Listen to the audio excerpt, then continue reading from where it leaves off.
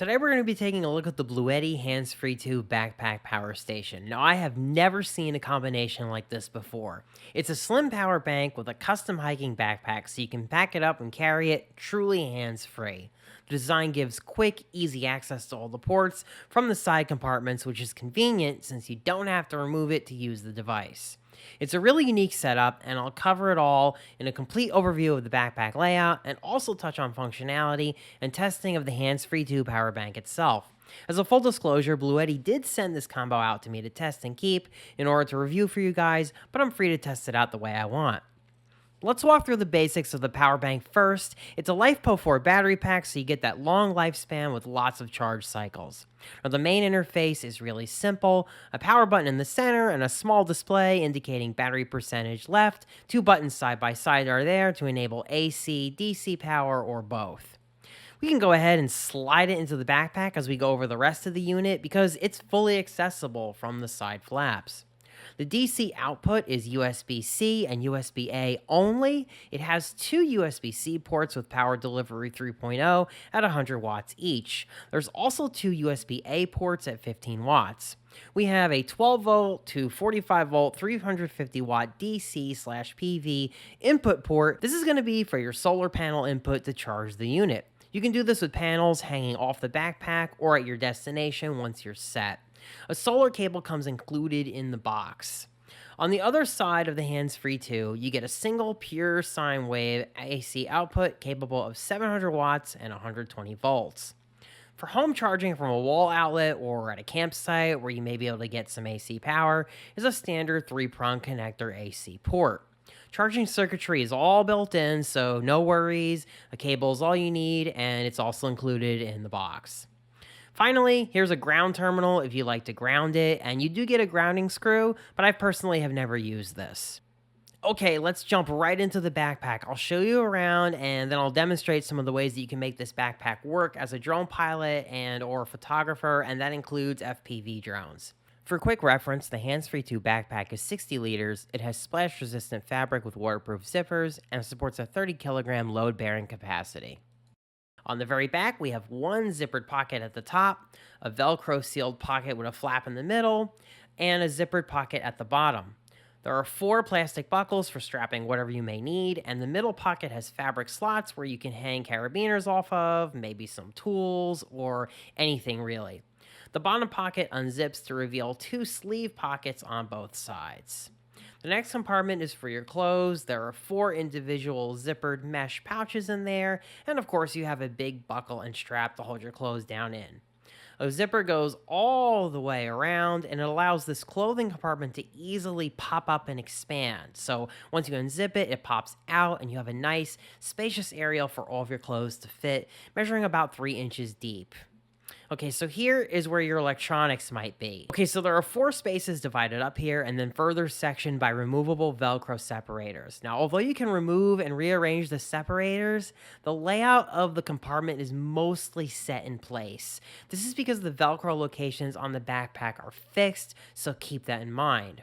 Finally, this area of the backpack provides a sleeve to put a laptop in and secure it with a strap. Now here's the main feature of the whole deal. It unzips to reveal a little Velcro top cover that you pull up and then slide the Handsfree2 power bank down into. Accessing the power bank is super simple and convenient. There are flaps on both the right and left sides that unzip. You secure the flaps using this little holder here, and now you have full access to both sides. This design means that you technically never have to remove the power bank from the backpack because everything you need to access is just right there for you. Now lastly, here's a look at the straps. Of course, there are 2 shoulder straps. It's a backpack. There are 2 little pouches that unzip on the waist strap, and one of them has a cover for the backpack inside. On the left strap, there's a little plastic clip for an action camera like a GoPro, which I think is a cool little touch for a content creator who buys this bag. Here's how I would pack for a drone adventure. So I've got about a day's worth of clothes in there so you could see what that looks like. I've got my sunglasses case. I put my iPad up in the little mesh pouch there. So that's convenient for holding not just clothes, but little things like that. Now here is how I've laid out the middle pouch with all of the electronics and drone gear. So starting with the Mavic Air 2, I've got this pad here covering it. I removed one of them to kind of just help keep it in place. Again, I had to work with the layout that they gave because there's not a whole lot of opportunity to switch things up, but I think I've really made the most of it. I've got two RCN1 radios there. I've got my two batteries up here.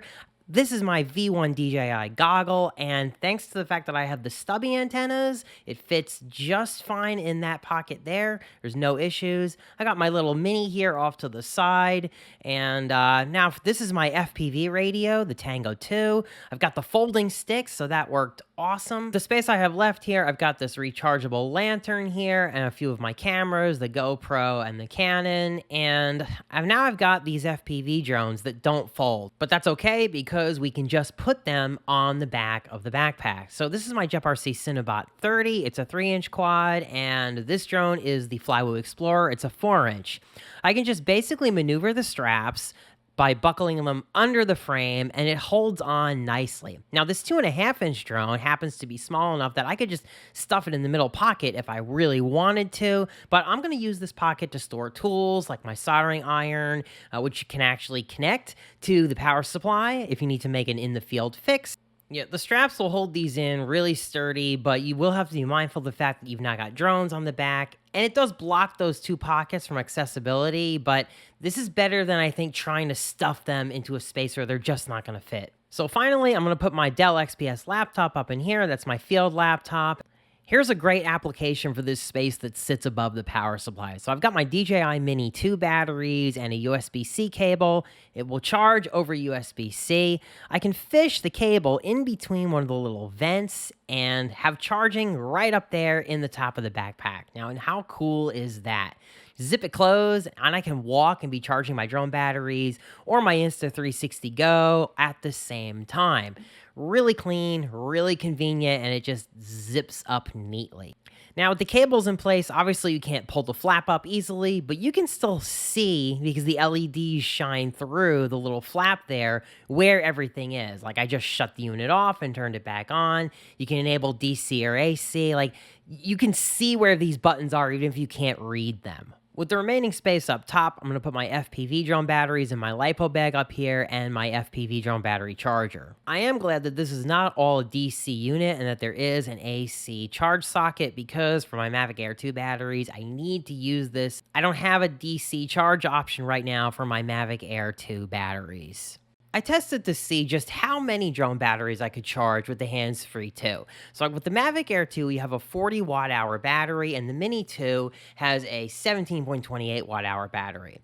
I charged the bank up to 100% and then noted the end result after the battery was fully charged. For the Mavic Air 2, I got 89% out of the power bank, so it took 11% for one full charge. When I tested the DJI Mini 2 batteries, I tried it on the DC side, since these charge directly from USB-C, and the results were about 4% of the Handsfree2 was taken to charge one Mini 2 battery all the way up. The takeaway from this result is that we can now reliably determine how many packs we can charge off the Handsfree2. For the Mavic Air 2, I can get 9 batteries, and for the Mini 2, I can get 24. The Bluetti app for iOS and Android allows you to connect to the Handsfree2 over Bluetooth, view status, and change charging options. There's standard, which charges at 350 watts, turbo, which charges at 600, and silent, which charges at 155. Surprisingly, the Handsfree2 has an uninterruptible power supply capability. This means that while connected to the grid, should it lose power, the battery will automatically pick up and has a 20 millisecond switching time. Watch how it handles a power loss in real time. I'm going to disconnect from the grid, and now the lights flash a little bit, but my space heater and my DC connected device stay alive, and the lights come back really quickly. I mean, the feature works really well, but I don't know where you would use this while you're hiking, honestly. So what do I think of the Handsfree2 combo? Look, I'm gonna level with you. I'm not actually a big outdoorsy person or a hiker. Like, I'm not even close to being in fit hiking condition. I'm kind of just cosplaying it for this video. But if I was hiking somewhere and I was tasked with bringing power for the group, I absolutely could see this working. Yes, the unit is heavy at 15 pounds, but the backpack actually makes it really tolerable for me. Up until now, if you wanted to bring one of these with you, you had to find a way to carry it. And usually, no power stations are designed to be slim enough to fit and stuffed in a hiking backpack nicely. Like, even if you get it in there, it's awkward and it's a pain in the ass to get to it. This does solve a problem for people of needing to get power places where walking or biking is your only option, but you still really have to want to do it. So that's it, guys. If you have any questions, just leave a comment down below, like, subscribe, and I'll see you in the next video. You guys take care.